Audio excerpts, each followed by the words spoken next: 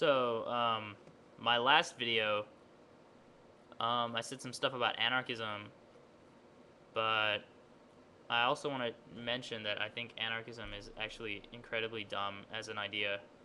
Um, so here are some of my thoughts about it and why I think it's dumb. Okay, I'm not an anarchist. At some point in my life, I decided the creed of the libertarians, the kind of don't tread on me and the government should always be limited stuff, could also apply to relationships that don't have anything to do with the government, like, say, business relationships in which a social institution, like the business, is privately owned and controlled by a single individual, the owner, and as such, he's allowed to rob his workers, with wages, and maintain complete control over the area, management, and if you don't like it, you go somewhere else, like a political refugee. It might seem like it's pushing it, but the lack of democracy in the workplace and the fact that you're basically being robbed on a political premise, which is property rights, made sense.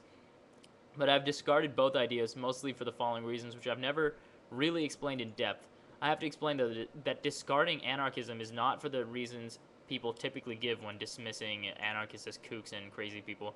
For example, it is not true that human nature prevents anarchism. That's the most retarded thing ever. An anarchist society is a society in which all social relationships are voluntary, without coercion, and without hierarchy. For example, a society in which workplaces are under the control of democratic unions, or in which communal decisions are made communally, or in one in which workers are all given stock ownership, or one in which all the general functions of the state are either replaced with community-related solutions, which to the anarchist favor generally work better than other solutions, or are completely discarded. Like war is one that's good for discarding. Things are not crimes because the law says they are crimes. They're crimes because they are, for example, antisocial or involve one individual dominating another. For example, rape, murder, exploitation. Human nature does not prevent people from living without hierarchy or coercion simply because human nature doesn't exist outside of a social or political context. The underlying premise is that people are basically evil, and if it wasn't for the state watching us, we'd all murder each other, or if it wasn't for the boss, we'd all be just lazy and produce nothing. It's fucking stupid because, of course, the state and the boss are also people, and if you really think people are evil, then the last thing you'd want to do is give them near totalitarian power over your life and hope they'll police themselves. Furthermore, it's simply not true that people are inherently antisocial, and if this were true, society as we know it would not exist. Society, from schools, workplaces, friendships, down to even basic things like human language, is based on social trust, obligations, socialization, customs, etc. It's true that people violate these things, but to say that violating them is natural as opposed to depending on the context or something doesn't make any sense. There's a reason crime spikes when there's more poverty. There's a reason sexual repression is higher in places of high religiosity. There's a reason rape occurs during war. I mean, it's not just people being people. It's what happens when you give people undue power over each other or give them a reason to seize power when they lack it. On the other hand, the state and business moguls, who are not only also people, but also people with tremendous power that they stand to lose, commit crimes, that is, antisocial acts, on scales far larger than even the most famous serial killers every day, from mass murder for political agendas to the complete and utter destruction of the global economy. The other reason people usually discard anarchism is because it's so closely linked to violence and antisocial behavior, and that's because anarchy is used interchangeably with chaos, and of course anarchists, like many political factions, engage in violent forms of activism, such as rioting. But the reality is that anarchists are probably the least violent of all political factions because they don't have armies, cops, soldiers, etc. They don't even have realistic means of preventing infiltration, and as such are probably one of the most closely watched out of all political factions. Most anarchists are just activists who double as anarchists after their day jobs, which range from being students to union workers.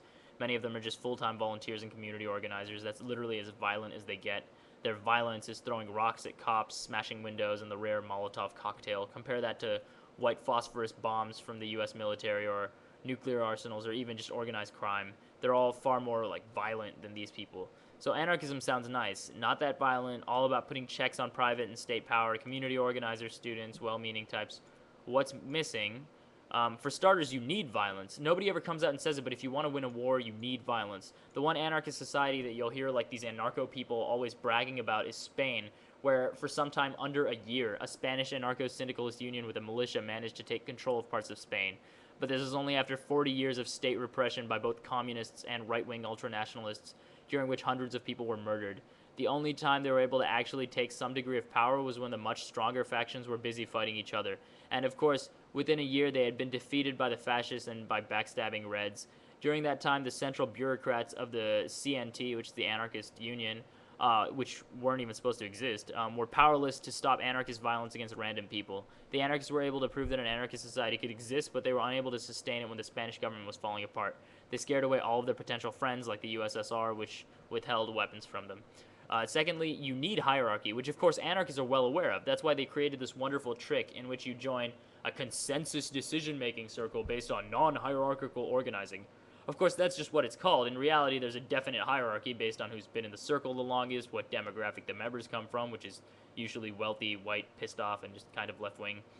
Who's got the biggest mouth, etc. It's just an informal hierarchy, which has two major problems.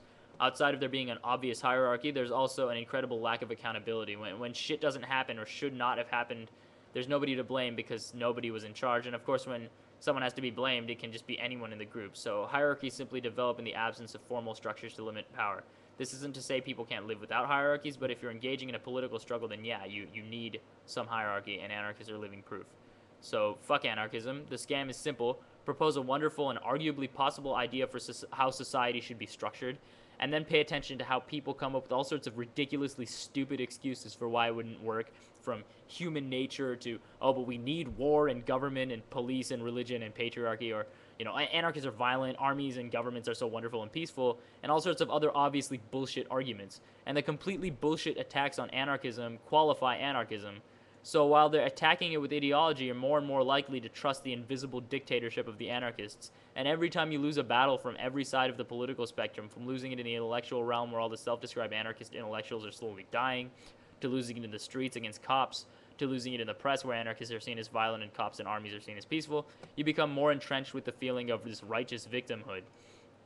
And of course, righteous victimhood, whether it's when the idiots are giving you bullshit arguments, or when the cops are blaming you for things you didn't have anything to do with, or when your boss fires you after 30 years of nonstop production, or when the army comes and steals your house or whatever, plays into the game of the victimizer, because what's a victim other than a tool of his oppressor?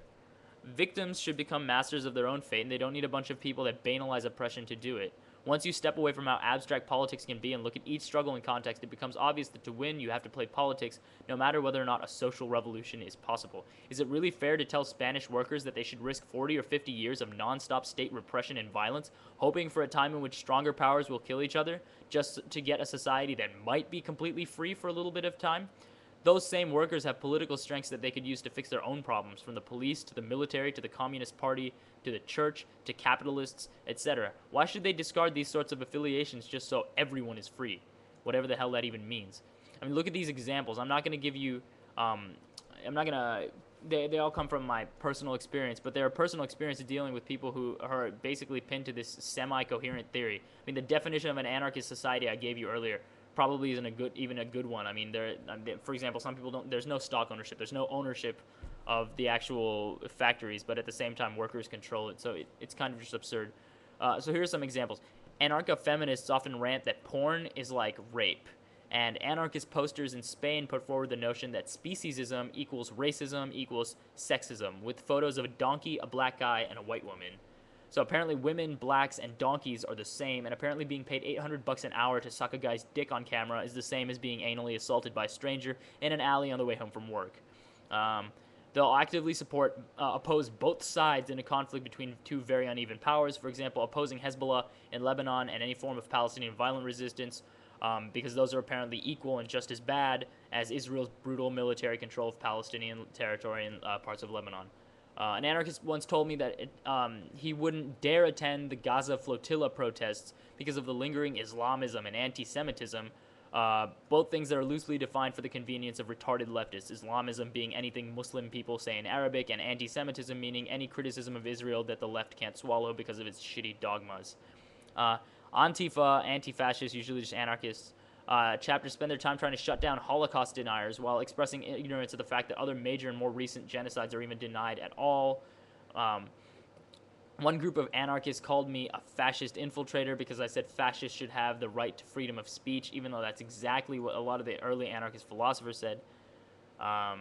Things like this, it just goes on and on. It's all sorts of weird stuff where they just take all sorts of horrible forms of oppression and just kind of banalize it by just saying everything is bad. And, you know, how is a black person supposed to feel if they're told that, you know, racism against black people is just like people eating meat or something? Like, I mean, it's fucked.